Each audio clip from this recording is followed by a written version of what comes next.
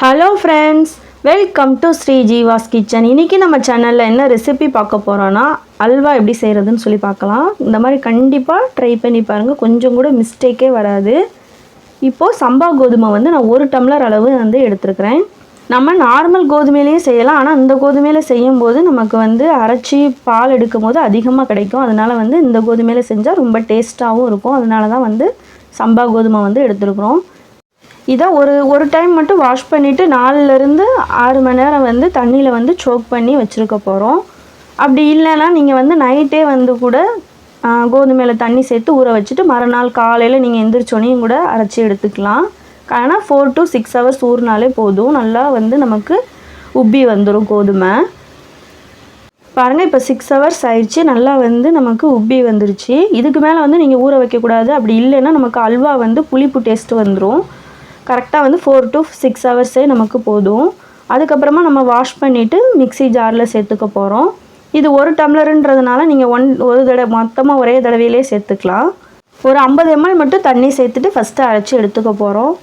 இந்த மாதிரி நீங்கள் ஒரு காட்டன் துணியில், அப்படி இல்லைன்னா நீங்கள் ஃபில்டர் இருக்கும் பார்த்தீங்களா, அதில் கூட சேர்த்துட்டு லைட்டாக நீங்கள் அந்த துணியை இந்த மாதிரி பிழிஞ்சிங்கனாலே நமக்கு கோதுமையோட பால் இருக்கும். இந்த மாதிரி கொஞ்சம் கொஞ்சமாக நீங்கள் தண்ணி சேர்த்து நல்லா அரைச்சி திருப்பி நம்ம எடுத்துக்கிடணும். ஃபஸ்ட் டைமில் நமக்கு கொஞ்சம் நல்லா கட்டியாகவே கிடைக்கும். அதுக்கப்புறம் கொஞ்சம் கொஞ்சமாக நமக்கு அந்த திக்னஸ் கம்மியாகிக்கிட்டே இருக்கும். கோதுமையோட அந்த பாலோட திக்னஸ் நீங்கள் அரைச்சிட்டு அதே மாதிரி ஒரு காட்டன் துணியில், அப்படி இல்லைன்னா ஃபில்டரில் கூட நீங்கள் சேர்த்துட்டு வடிகட்டி எடுத்துக்கலாம். நம்ம அந்த கோதுமையோட சக்கை நமக்கு கையை வச்சு நீங்கள் தொட்டு பார்க்கும்போது பபிள் கம் மாதிரி இழுக்க வரணும். அந்த அளவுக்கு நீங்கள் இந்த கோதுமையை அரைச்சி எடுத்துக்கோங்க. பாருங்களேன், எப்படி நல்லா நமக்கு ரொம்ப சக்கை ஆயிடுச்சு. இவ்வளோ பால் நமக்கு கிடச்சிருக்கு கோதுமையிலேருந்து.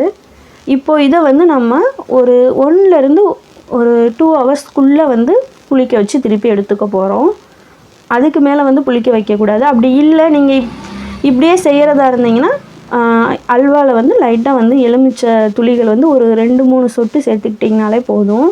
ஆனால் நான் இதை 1 ஹவர் ரெஸ்ட்டு விட்டுறேன். இப்போ பாருங்கள், நமக்கு அடியில் அந்த பாலோட திக்னஸ்லாம் போய் சேர்ந்துருக்கு. மேலே தண்ணியாக இருக்குது. இப்போ இதை நம்ம கலக்கி ஒன்று போல் எடுத்துக்க போகிறோம். பாருங்கள், அடியில் நல்ல நம்ம கட்டியாக இருக்கிறதுலாம் அடியில் போய் படிஞ்சிருக்கு. மேலே தண்ணி இருக்குது. சில பேர் அடியில் இருக்கிற அந்த இதை மட்டும் வச்சு செய்வாங்க. ஆனால் இப்போ நம்ம மொத்தமாக எல்லாமே சேர்த்து தான் வச்சு கோதுமை அல்வா செய்ய போகிறோம். இதுக்கு சர்க்கரை 3 பங்கு எடுத்துக்கோங்க. எந்த டம்ளரில் அளவாக இருந்தாலும் சரி, 1க்கு 3 பங்கு நீங்கள் எடுத்துக்கோங்க. கரெக்டாக இருக்கும்.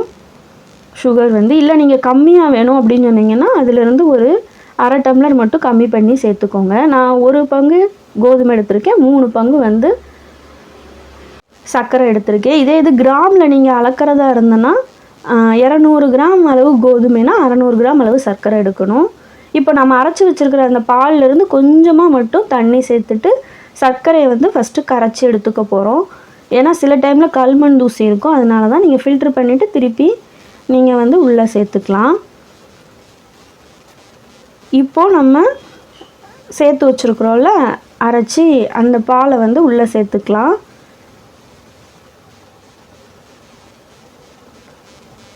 இப்போது கொஞ்சம் கொஞ்சமாக கைவிடாமல் கிளறிக்கிட்டே இருக்கணும். நமக்கு கிட்டத்தட்ட இந்த ப்ராசஸ் முடிகிறதுக்கு நம்ம கரெக்டாக இந்த டைம்லேருந்து இந்த ப்ராசஸ் முடிகிறதுக்கு ஒரு 40 மினிட்ஸ் எடுத்துக்கும். ஒரு பக்கத்தில் கொஞ்சமாக நெய் காய வச்சுருக்கிறேன். முந்திரி பருப்பும் ஏலக்காவும் எடுத்து வச்சுக்கலாம். நம்ம விருப்பத்துக்கு தகுந்தாப்பில் முந்திரி ஏலக்காய் சேர்த்துக்கலாம். ஏலக்காய் ஒரு 3 போதும். ரொம்ப அதிகமாக சேர்த்திங்கன்னா ரொம்ப வாசனையாக இருக்கும். முந்திரி பருப்பு ஒரு 15லேருந்து 20 பருப்பு உடச்சி வச்சுருக்கிறேன்.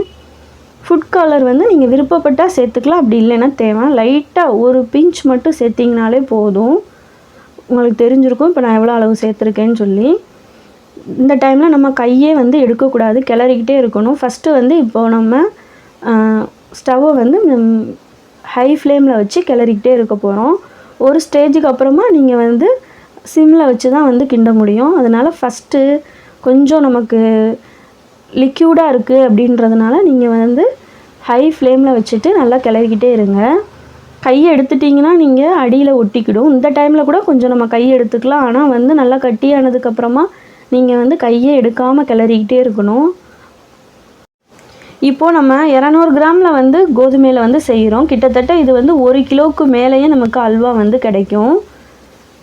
இப்போது முந்திரி பருப்பு சேர்த்துக்கலாம். ஏலக்காய் ஏற்கனவே சேர்த்தாச்சு. ஏலக்காய் சேர்க்குற வீடியோ வந்து கட் ஆயிடுச்சு. இதே நீங்கள் மாவை வந்து புளிக்காமல் செய்கிறதா இருந்துச்சுன்னா இந்த டைமில் வந்து நீங்கள் எலுமிச்சை வந்து நமக்கு ஒரு 4-5 சொட்டு மட்டும் சேர்த்துக்கிட்டிங்கன்னா போதும். நம்ம ஆனால் புளிக்க வச்சு எடுத்துருக்கிறதுனால இதில் வந்து எலுமிச்சம்பழம் எதுவுமே நம்ம சேர்த்துக்க போகிறதில்ல.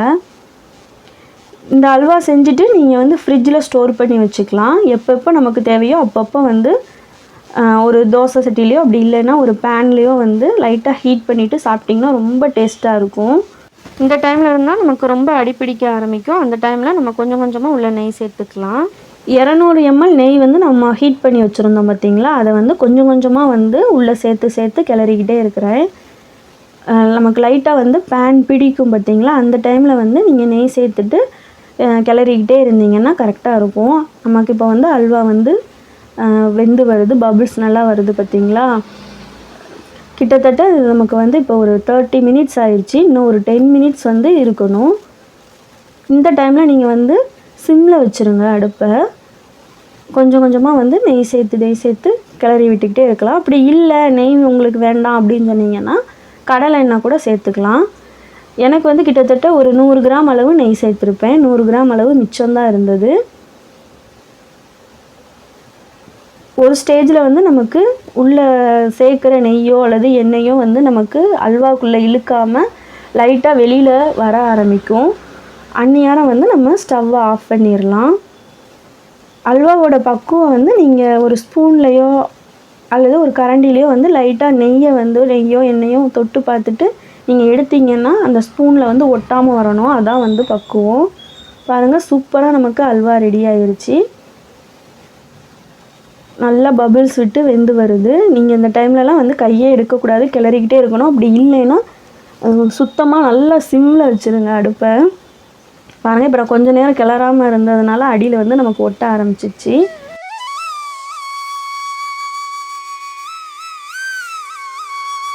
நீங்கள் கையை எடுக்காமல் கிளறிக்கிட்டே தான் வந்து இருக்கணும்.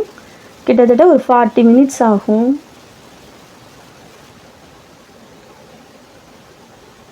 பாருங்கள், நமக்கு நல்லா வந்து சுருண்டு வந்துருச்சு அல்வா. ஏன் நான் இவ்வளோ ப்ரீஃப் பண்ணுறேன்னா இது வந்து நமக்கு கொஞ்சம் லாங் ப்ராசஸ் தான்.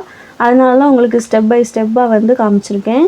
கண்டிப்பாக இந்த மாதிரி இதே அளவுகளோடு நீங்களும் ஒரு தடவை ட்ரை பண்ணி பாருங்கள். ட்ரை பண்ணி பார்த்துட்டு எப்படி இருந்துச்சுன்னு சொல்லி கமெண்ட்ஸில் சொல்லுங்கள்.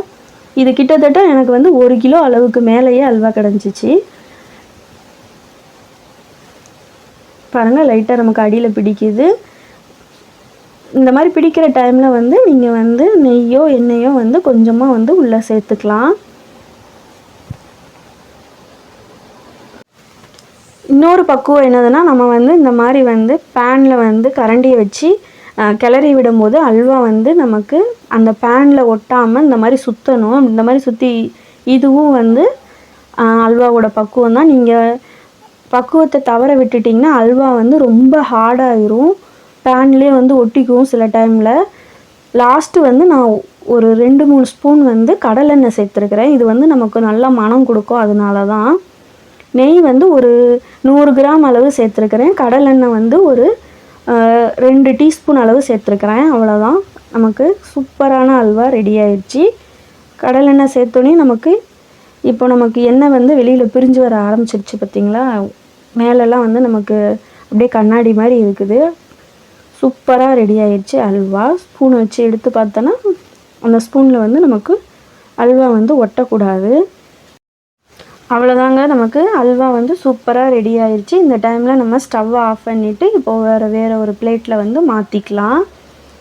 கண்டிப்பாக இதே மாதிரி நீங்களும் இதே அளவுகளோட ஒரு தடவை ட்ரை பண்ணி பாருங்கள். ரொம்ப சூப்பராக இருக்கும். அதுவும் ஃபஸ்ட் டைம் நீங்கள் செய்கிறீங்கனாலும் உங்களுக்கு கொஞ்சம் கூட மிஸ்டேக்கே வராமல் ரொம்ப சூப்பராக வரும். இந்த வீடியோ பிடிச்சிருந்தால் லைக் பண்ணுங்கள். இது வரைக்கும் நம்ம சேனலை சப்ஸ்கிரைப் பண்ணாதவங்க சப்ஸ்கிரைப் பண்ணி வச்சுக்கோங்க. மீண்டும் நாம் அடுத்த வீடியோவில் சந்திக்கலாம்.